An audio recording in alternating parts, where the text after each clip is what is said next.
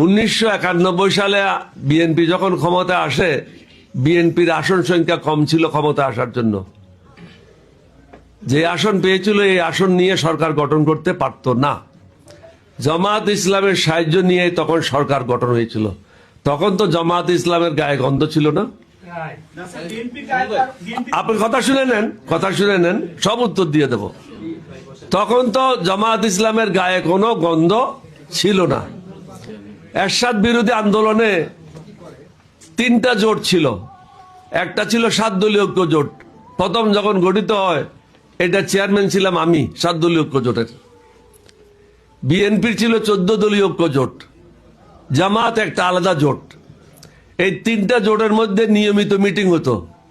3টা জোটে একসাথে মিলে এরশাদের বিরুদ্ধে আমরা আন্দোলন করেছি। তখন তো জামাতের গায়ের থেকে কোনো গন্ধ বাইরে নেই।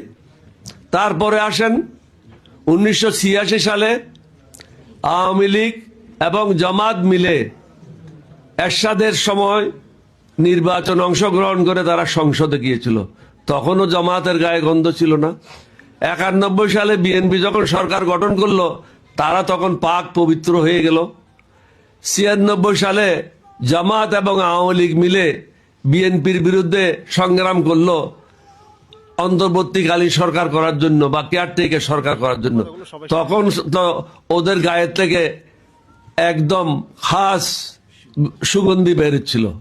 তখন তো কোনো অসুবিধা ছিল না। এখন আসেন 2001 সালে, নিজামী সাহেব মন্ত্রী ছিল, মোজায়ের সাহেব মন্ত্রী ছিল। তাদের বিরুদ্ধে কোনো দুর্নীতির অভিযোগ নাই। 18 বছর এক নাগারে বিএনপির সাথে তারা কাজ করেছে।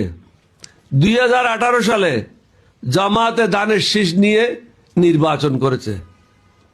তাহলে আওয়ামী লীগও তাদের সাথে কাজ করেছে, বিএনপিও কাজ করেছে। তখন যদি তাদের সুগন্ধি থাকে, আজকে দুর্গন্ধ আসলো কোত্থেকে?